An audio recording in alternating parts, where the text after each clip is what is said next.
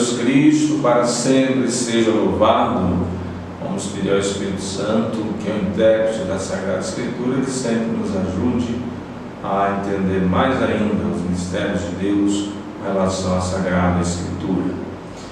Vinde, Espírito Santo, e enchei os corações dos vossos fiéis, acendei neles o fogo do vosso amor, enviai, Senhor, o vosso Espírito, e tudo será criado, e renovareis a face da terra. Oremos. Ó Deus, que instruís os corações dos vossos fiéis com as luzes do Espírito Santo, fazei que apreciemos retamente todas as coisas segundo o mesmo Espírito e gozemos sempre de suas consolações. Por Cristo, Senhor nosso. Amém. Então, muito bem, meu irmão, minha irmã, dando continuidade ao nosso estudo do nosso catecismo, nós estamos ainda estudando esse segundo capítulo, no terceiro artigo que fala das Sagradas Escrituras. E hoje nós vamos ver os dois últimos subtemas, o cano das Sagradas Escrituras e a Sagrada Escritura na vida da Igreja. Então, o cano da Sagrada Escritura, o que significa cânon? Essa expressão cânon vem do grego. Antigamente se utilizava essa expressão mais no mundo civil, que significa régua, significa vara de medir. Então a Igreja pegou esse tema, esse termo, e passou a utilizar para a lista dos livros inspirados das Sagradas Escrituras. Então, os livros inspirados que a Igreja foi discernindo ao longo também da sua história são, para nós católicos, 73 livros, 72 se a gente conta Jeremias e Lamentações juntos. Para o Antigo Testamento são 46 livros ou 45, se como já disse, colocando juntos Jeremias e Lamentações.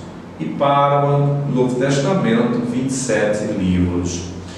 Os livros do Antigo Testamento estão divididos também em 4 grupos de livros.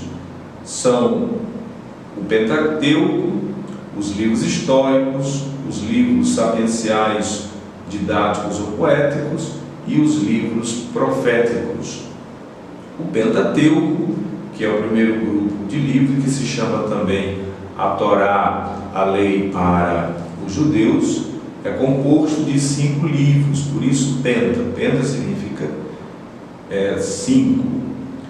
Quais são os livros? Nós já sabemos: Gênesis, Êxodo, Levítico, Números e Deuteronômio. São os primeiros livros da Bíblia. Os livros históricos, eles são 16 livros: Josué, Juízes, Ruth, 1º e 2º Samuel, 1º e 2º Reis, 1º e 2º Crônicas, Esdras, Neemias, Tobias, Judite, Esther e os 2 livros de Macabeus. Os livros que nós chamamos poéticos, didáticos ou sapienciais: Jó, Salmos, Provérbios, Eclesiástico, Cântico dos Cânticos, Sabedoria e Eclesiástico. Os livros que nós chamamos os livros proféticos são 18 livros: Isaías, Jeremias, Lamentações, Baruque, Ezequiel, Daniel, Oséias, Joel, Amós, Abdias, Jonas, Miqueias, Naum, Abacuque, Sofonias, Ageu, Zacarias e Malaquias. O Novo Testamento está composto de 27 livros, e também, se nós formos comparar com o Antigo Testamento como grupos, nós podemos dividir os grupos dos Evangelhos, conjuntamente com os Atos dos Apóstolos, as cartas de São Paulo e também as cartas gerais, as cartas católicas com o Apocalipse. Então os evangelhos são 4: Mateus, Marcos, Lucas e João. E tem os Atos dos Apóstolos, né? As cartas paulinas. No tempo que eu estudava o Novo Testamento, um professor meu, Frei Eduardo, ele ensinou para nós uma técnica mnemônica para nos ajudar a entender a sequência das cartas paulinas. Uma música muito interessante para você aprender também a sequência das cartas paulinas. Rococó, Galefi, Coteteti, Hebreus. Rococó, Galefi, Coteteti, Hebreus. Então, as primeiras letras, né, de cada carta, a gente vai juntando e dá essa música, né? Ró é de Romanos, Cocó é 1 e 2 Coríntios, Gal é de Gálatas, Ev de Efésios, Fi de Filipenses, Col de Colossenses, Teté 1 e 2 Tessalonicenses, Ti, quer dizer, 1 e 2 Timóteo, e Tito, Fi de Filemão e Hebreus. Depois vem as cartas que nós chamamos as católicas ou gerais, porque elas não têm assim um endereço próprio de uma pessoa ou de uma comunidade, que exatamente são as cartas, né, das colunas da igreja, aqueles discípulos que Jesus escolhia para estar com ele, né, que estavam com Jesus na transfiguração. Tiago, uma carta de Tiago, 2 cartas de Pedro, 3 cartas de São João, e Judas e Apocalipse. Então são esses 27 livros que compõem o Novo Testamento. Bem, o Antigo Testamento ele é uma parte indispensável das Sagradas Escrituras. Os livros inspirados, divinamente inspirados do Antigo Testamento, eles conservam o seu valor permanente, pois as alianças, as antigas alianças que Deus fez com o seu povo, desde Noé, desde Abraão, desde Moisés, elas não perderam o seu valor. Aquilo que Deus faz, Ele não desfaz. Então, essas alianças, elas continuam com o seu valor. No Antigo Testamento, nós vamos percebendo a ação de Deus, como é que Deus foi também preparando o seu povo para a vinda do seu Filho Jesus. E Deus foi se revelando à medida em que o povo foi capaz de entender aquilo que Deus foi revelando. Por isso que algumas coisas ainda no Antigo Testamento são ainda imperfeitas. Não porque Deus faz alguma coisa perfeita, porque o povo ainda não era capaz de entender que depois viria plenamente em Jesus. Então o Antigo Testamento também ele nos ensina muitas coisas valiosas com relação ao próprio Deus, né, com relação à vida humana, e também ele tem um tesouro inesgotável, né, de orações. É por isso que nós cristãos, nós sempre veneramos o Antigo Testamento. E a igreja, quando foi realmente fazer essa lista, né, esse cânon, na formação do cânon das Sagradas Escrituras, ela rechaçou, ela não aceitou algumas propostas que tinham de, por exemplo, tirar o Antigo Testamento, porque achava que ele já tinha perdido o seu valor e agora só o Novo é que valia. Então a igreja nunca aceitou isso, porque realmente aquilo que está no Antigo Testamento foi Deus agindo diretamente com o seu povo, e foi Deus também que inspirou os autores sagrados do Antigo Testamento.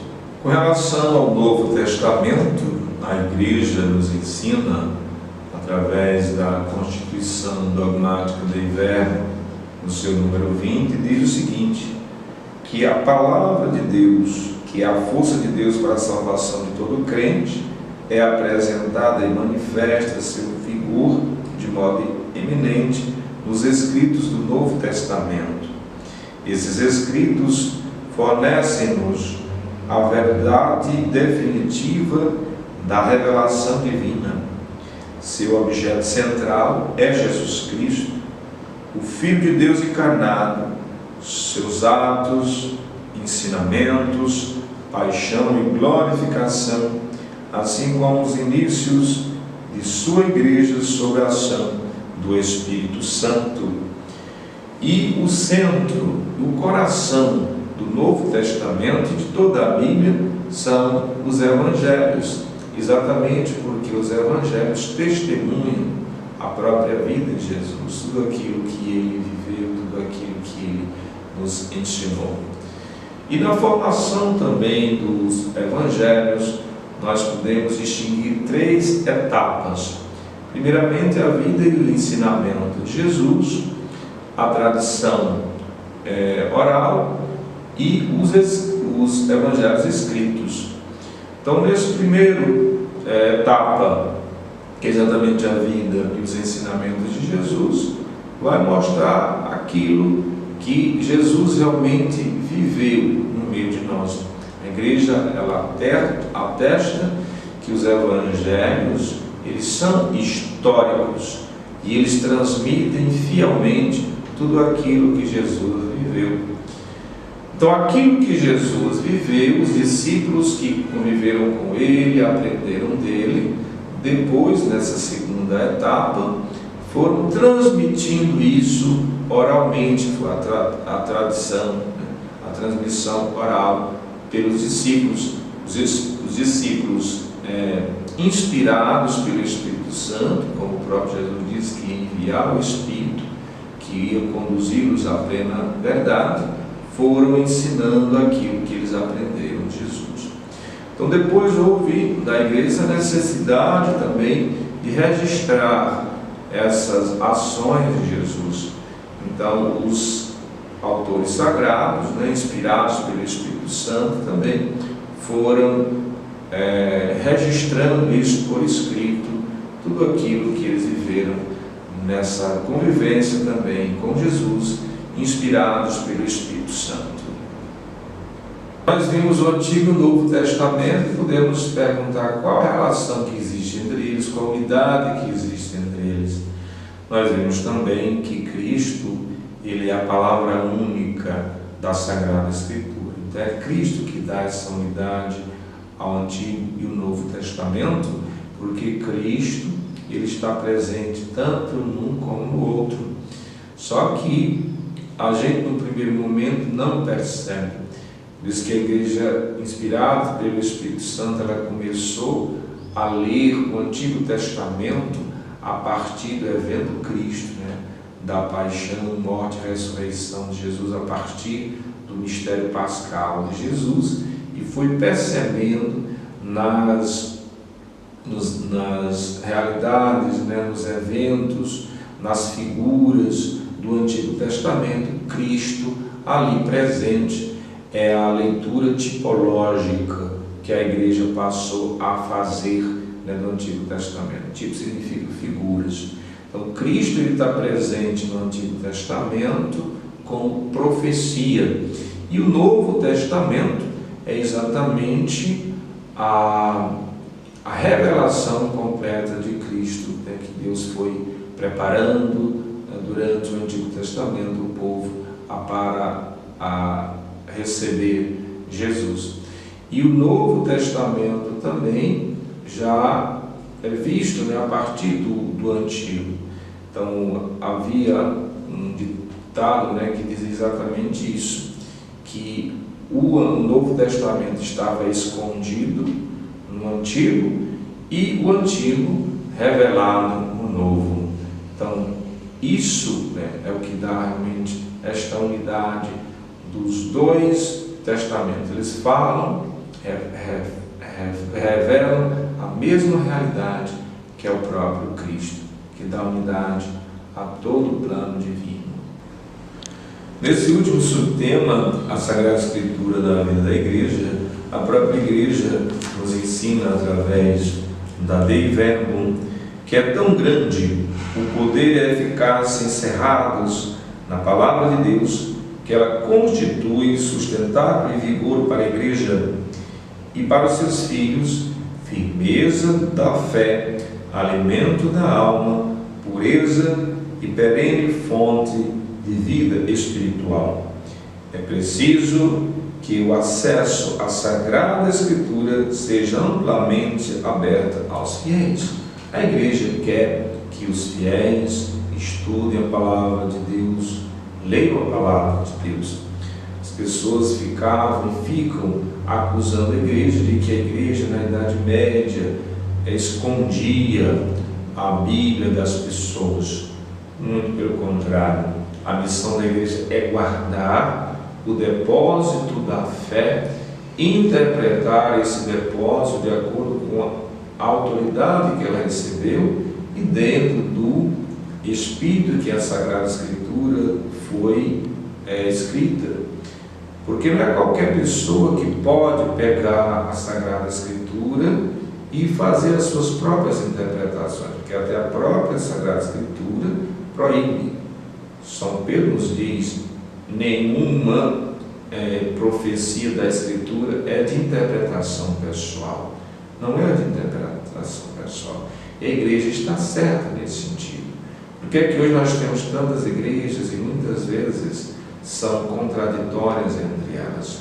Porque cada um pega a Bíblia, e quer interpretar da sua própria forma. Não é assim.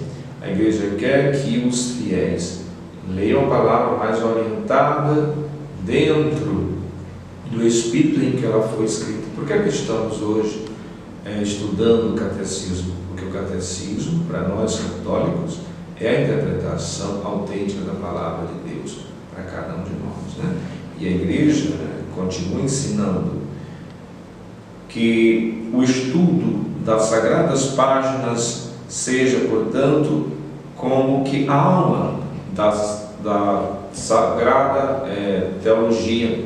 Então, tudo aquilo que a igreja faz, ela se baseia, ela retira isso da Sagrada Escritura, tanto a sua teologia, a catequese, o ministério da palavra, também as pregações, aquilo que a gente vive na liturgia, tudo isso tem como fonte a Sagrada Escritura. É de onde a igreja retira também todo o seu conhecimento, também pela tradição, pelo magistério, todo o conhecimento de Deus. A partir daí da Sagrada Escritura que a igreja passa a conhecer mais ainda Deus, para amá-lo mais ainda e servi-lo melhor. E termina dizendo exatamente isso. A igreja exorta com veemência e de modo peculiar todos os fiéis cristãos a que pela frequente leitura das divinas Escrituras aprendam a eminente ciência de Jesus Cristo. Com efeito, ignorar as Escrituras é ignorar o Cristo. Concluímos então esse segundo capítulo, nesses últimos subtemas que abordamos, e no próximo vídeo já vamos abordar o terceiro capítulo, a resposta do homem a Deus. Deus veio ao encontro do homem nesse segundo capítulo, e nesse terceiro, qual é a resposta que o homem dá a Deus, que é propriamente a fé, onde nós vamos nos dedicar mais sobre a fé. E desde já nós queremos convidar você a se tornar conosco um evangelizador. Você pode se inscrever no nosso canal, você pode ativar o sininho para receber as notificações, dar o seu like, dar o seu joinha, para nos ajudar a difundir mais ainda esse nosso canal. E queremos pedir a Deus que nos abençoe a todos, em nome do Pai, do Filho e do Espírito Santo. Amém.